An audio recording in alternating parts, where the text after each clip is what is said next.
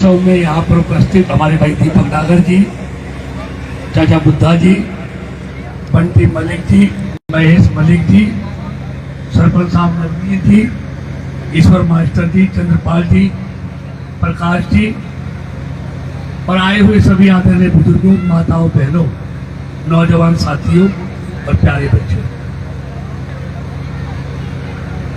अभी आप यहाँ पर रागनियों का आनंद ले रहे थे, तो मैं कोई लंबी चौड़ी बात करने नहीं आया।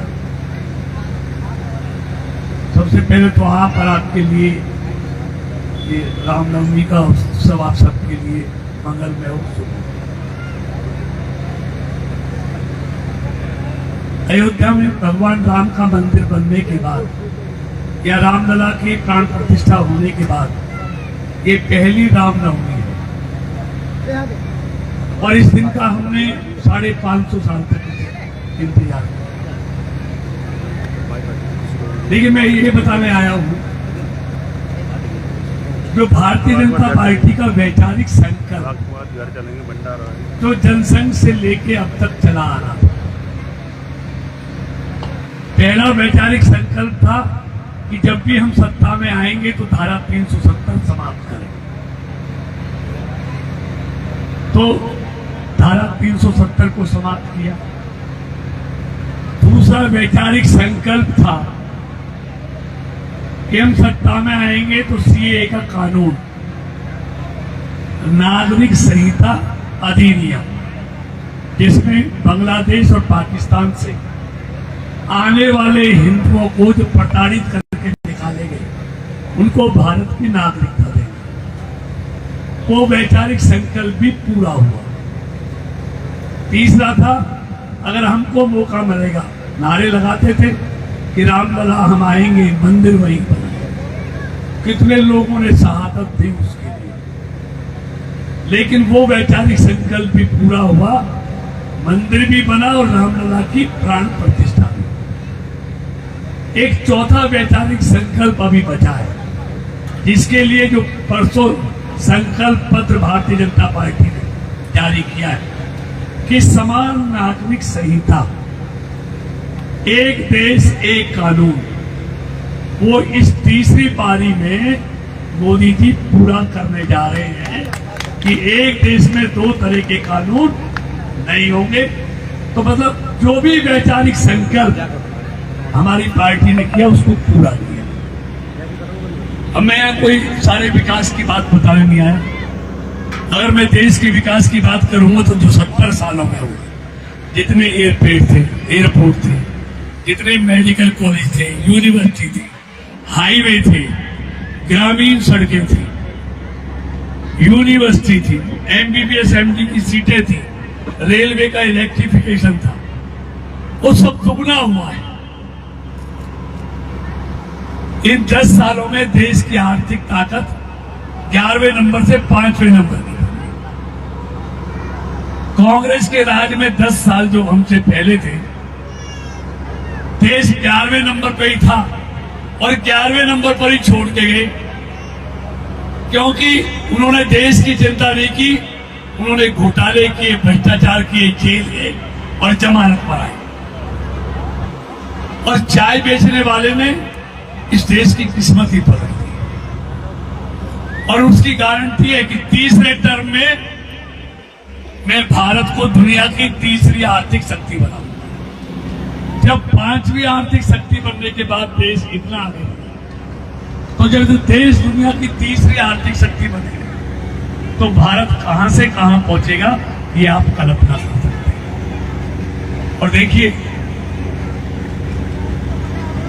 फरीदाबाद में एक मुथरा रोड होता था, क्योंकि मैं भी फरीदाबाद में पैदा हुआ हूं और आप भी हैं। आपने खूब मुथरा रोड देखा है, फरीदाबाद से लेके होटल तक तो जा गई है। क्या हालत थी, आज उसकी क्या हालत है।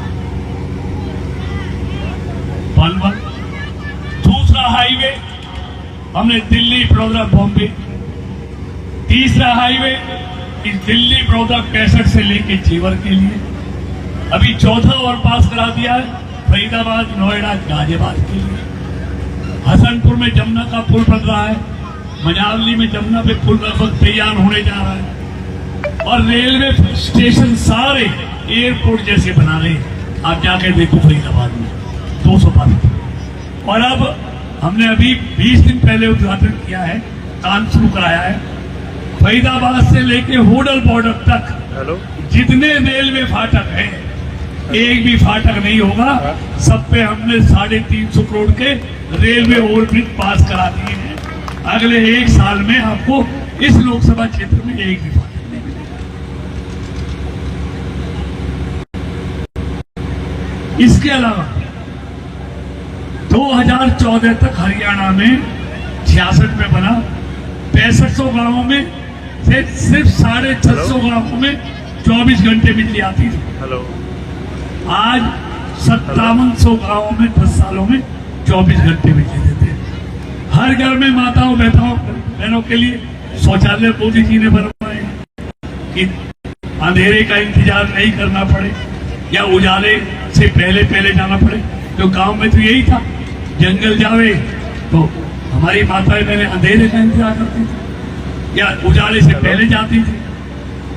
हर घर में नल से जल देने की बात हो, हर महिला गरीब महिला को गैस कनेक्शन देने की बात हो, हर गरीब का 5 लाख तक का मुफ्त में इलाज हो। मतलब ये ऐसे कितने काम हैं। हर गरीब आदमी को हर महीने 5 किलो अनाज देने की बात हो। तो ऐसे अनेक काम है। और सबसे बड़ा काम है कि भारत आज, पहले दुनिया बोलती थी भारत सुनता था, आज भारत बोलता है तो दुनिया सुनती है।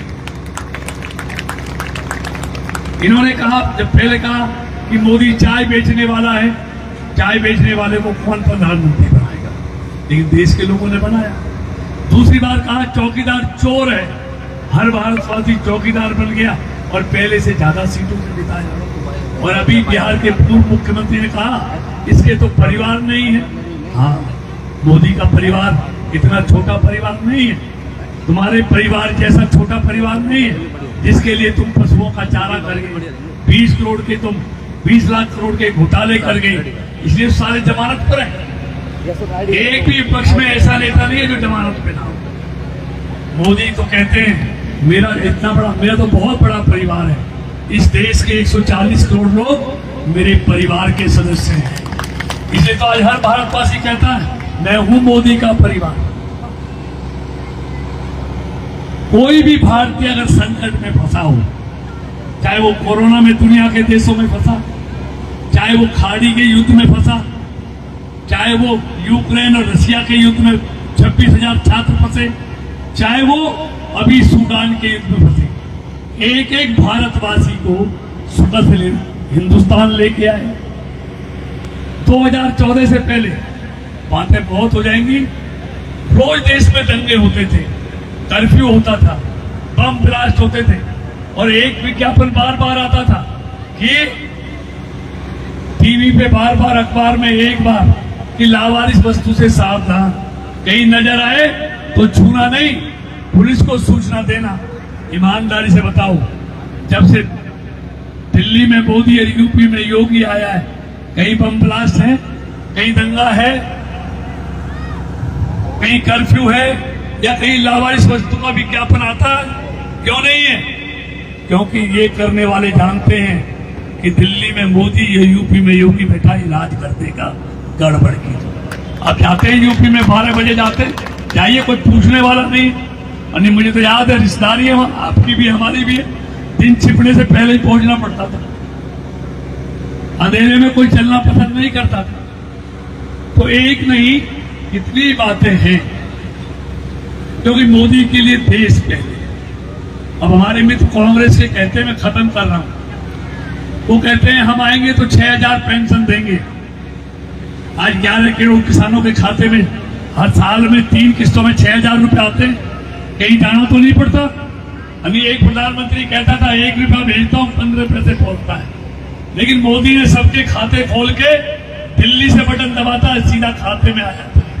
2,000 भेजता है तो 2,000 ही मिलता है, 1 पैसा भी कम नहीं मिलता। अगर ये खाते नहीं खोलते, सीधे नहीं भेजते, तो ये सरकारी बाबू है ना, 4 बार तो तुमको हटाते, फिर बाद में बगैर जेब कर्म करी तो हम पैसा नहीं देते। 2000 में से 1000 रुपए तो उनकी भेंट चढ़ जाती। लेकिन मोदी जी ने बीच का अड़ंगा समाप्त कर दिया, सीधा दिल्ली से बटन दबाता खाते में आ जाते। तो ये नीयत होनी चाहिए काम करने की। तो ये कहते हैं ना 6000 पेंशन देंगे, लेकिन पेंशन शुरू की चौधरी देवीलाल ने 100 रुपए से, और उसके बाद ओम प्रकाश चौटाला जी आए 2005 तक मुख्यमंत्री, तो 100 से 300 करके गए। रिकॉर्ड निकाल लेना, और लेने वाला तो जानता है, देने वाला भी जानता है और लेने वाला भी जानता है। 300 छोड़ के गए। 10 साल कांग्रेस की सरकार रही। जब 2014 में हमारी सरकार आई तो 1000 रुपए मिलती थी, 1000 ही मिलती थी ना। और आज कितनी मिलती है 10 साल बाद? लेता नहीं है कोई पेंशन यहां। 3000 ना, उन्होंने 700 रुपए बढ़ाई 10 साल में, हमने 2000 बढ़ाई। गांव का चौकीदार को 1500 रुपए मिलते थे, 10 साल में इन्होंने 2500 बढ़ाई, 3500। और हमने आज कितने मिलते हैं चौकीदार को? 11000। हमने 7500 बढ़ाई। ये 500 किलोमीटर हाईवे लेके आए, हम 2500 किलोमीटर हाईवे लेके आए। ये कहते हैं हमने नौकरी दी 1 लाख, लेकिन कैसे दी? अंडा बांटे रेवड़ी अपने अपना। कोई एमएलए एमपी के नजदीक था, बहुत चहेता था, उसको नौकरी मिलती थी। कोई कितना भी काबिल हो, लेकिन जिस पर करने के लिए सिफारिश नहीं थी और देने के लिए पैसा नहीं था, उसको नौकरी नहीं मिलती थी। इसलिए बच्चों ने पढ़ने में रुचि कम कर दी कि क्या पढ़ेंगे, हमारे पास करने के लिए सिफारिश नहीं है और देने के लिए पैसा नहीं है, हमको नौकरी नहीं मिलेगी, पढ़ने का क्या फायदा। लेकिन हमारी सरकार आई तो हमने तय कर दिया कि ना सिफारिश से ना पैसे से, काबिलियत के आधार पर नौकरी मिलेगी। और अब तक हमने काबिलियत के आधार पर 1,10,000 बच्चों को नौकरी दे दी है, और अगले 4 महीने में हम 50,000 बच्चों की नौकरी निकाली है ऑन बेरिया। तो ये अच्छा है बुरा है?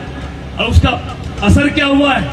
जिन बच्चों ने पढ़ना बंद कर दिया था, आज उनकी फिर से पढ़ने में रुचि हो गई है कि पढ़ेंगे तो नौकरी मिलेगी, नहीं तो सिफारिश और रिश्वत से नहीं मिलेगी। ये बहुत बड़ा व्यवस्था परिवर्तन है। नहीं, गरीब आदमी के पास तो गांव में ठोंडा है, तो उसमें तो सिफारिश भी है और ताकत भी है, पैसा भी है। और वो कहते हैं तू रूठी और मैं छूटी। हमारी जान छूट गई। हमने गांव में अगर 2 लगा दिए, गांव में 500 परिवार हैं, तो 498 कह रहे आज ये तेरा इलाज कर देंगे, अभी इन 2 से ही लेंगे। तो हमारी भी जान छूट गई और लोगों की भी उस रिश्वतखोरी से जान छूट गई। तो ऐसे अनेकों उदाहरण हैं। तो ये सारे परिवर्तन हुए।